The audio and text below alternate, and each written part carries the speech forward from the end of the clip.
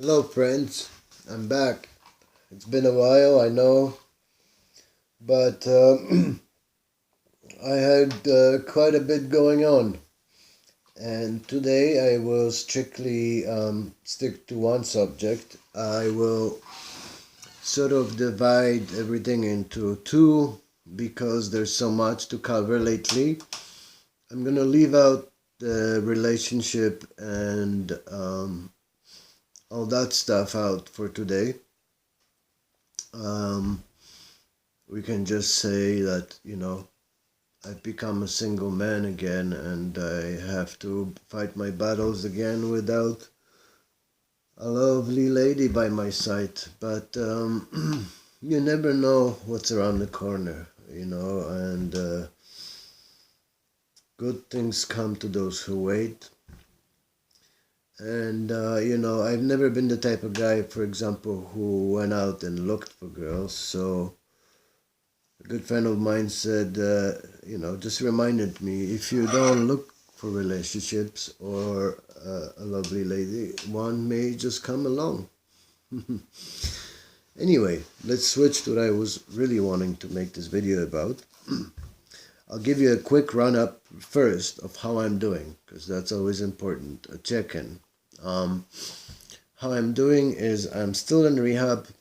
I halted the tapering because I had all that personal stuff going on with my fiance leaving and my ex-wife still pressing on me, and other triggers that forced me to cease my tapering and even go up a little bit just to keep stable and not go and end up on the streets. So now I can proudly say that I've stuck through it all without going out and boozing, without going out and using street drugs.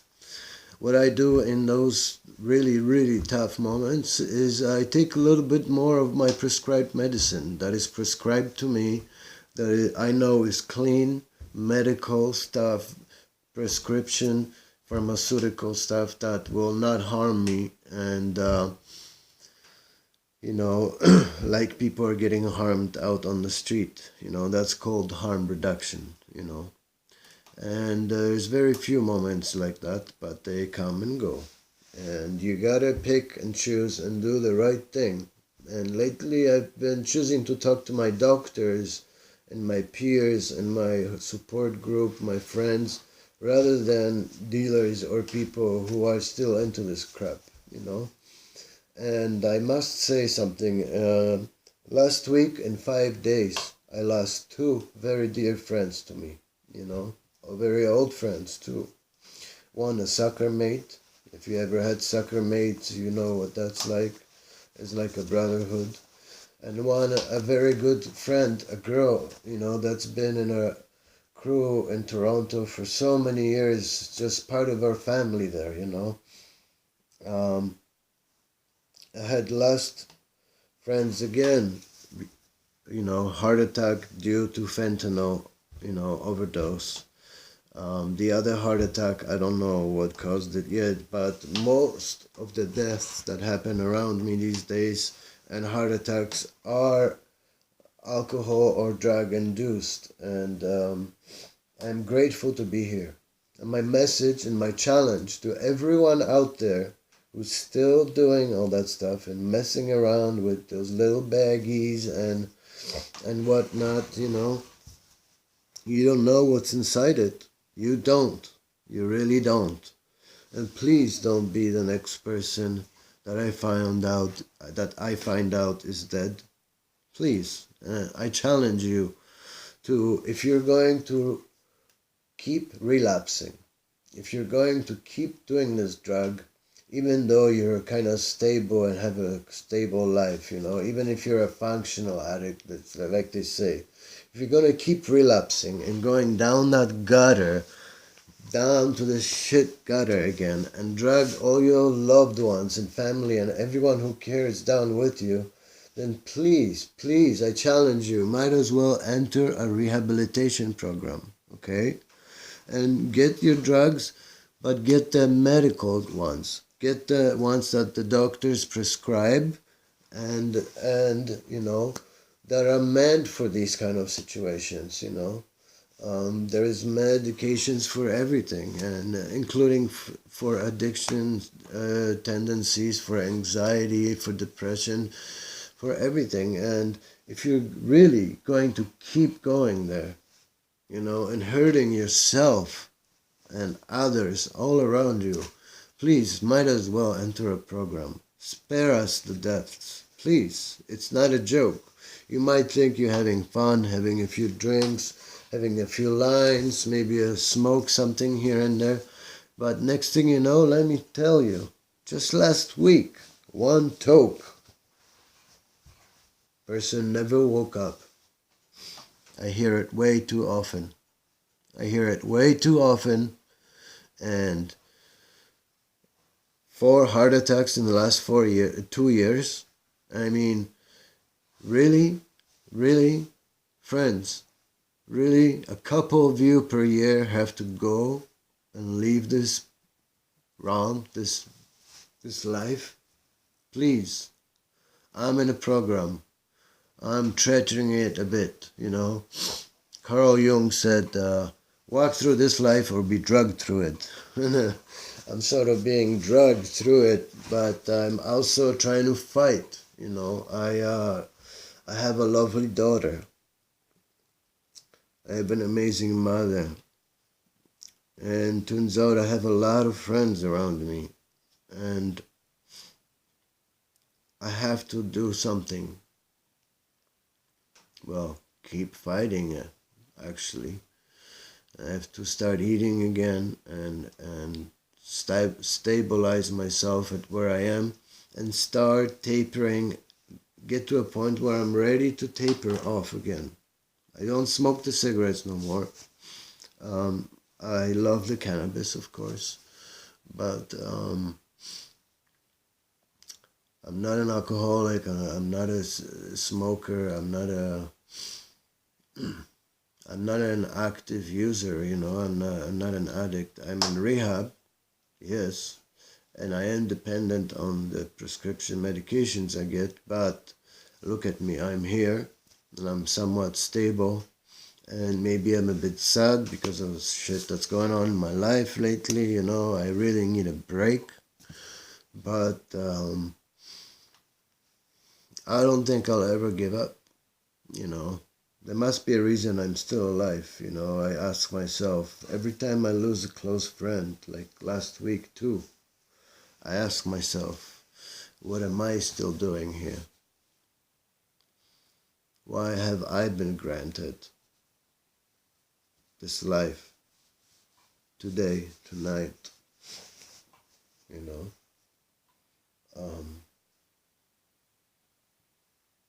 Last Thursday I went to a harm reduction group that I like to go to called Unbroken Chain. It's indigenous based, but it is also for white folks and people of all walks of life. And I go there to be part of the group and speak and check in with the whole group and everybody, to share and to hear how people share, what they share with us, and experience the trust and the love in the room. And I also go there early just to volunteer, and I prepare the food, I prepare the room, the lights, everything that needs to be done, basically. And that fulfills me in a way, just like making this video, I keep trying to make a change. And again, I'm challenging everybody, not just my friends. If you're going to keep going out there and doing the silly things without knowing what's inside the powder these days, then you're really not in a good place. You should be in a place where you fear stuff like that, It's been almost 5 years now that since last time I used, heroin from the street. It's insane. Now I can't even imagine how could I take something that I don't know what's inside it. And now that people are dying because of this fentanyl and carfentanil epidemic, I mean, come on. I mean, I've been granted something amazing. I'm so grateful and Jesus, thankful that 5 years ago I got taken into this rehab center and a great, wonderful doctor, and and I am still alive, and I am thriving. I am actually helping people and simply by making them aware that I'm just like you and that I have the same pains, the same aches. I have the same shitty mornings. I have same crappy evenings for those who are alone. Um, and, it's not easy when you have to battle all these old bad habits and addictions and to leave them alone all by yourself. It's not easy, Of course, it'd be easier with someone by your side, but then again, it's our battle, and really, believe me, we will talk later very soon. But if you know you're going to keep going back there, check yourself in somewhere. Talk to your doctor and be honest for once in your life. Say, hey, I got a problem,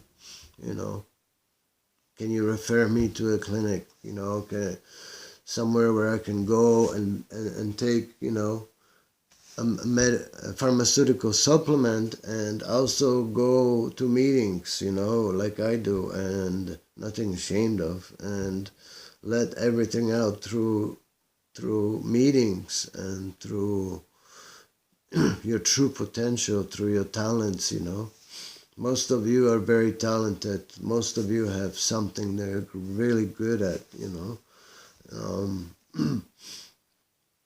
It's a good thing that I still get some messages and phone calls from time to time from great people who do have great potential, saying that they're very happy to tell me that they're clean for so and so long, and they owe it in a big way to me, and they're thankful and grateful because they're fulfilling their dreams and making art and so on, and blah, blah, blah, blah, blah. So, remember where you come from. And even though I lived on the West Coast for the last 19 years, it's always going to be the East Coast for me, baby. Keep up the battle, and I will too.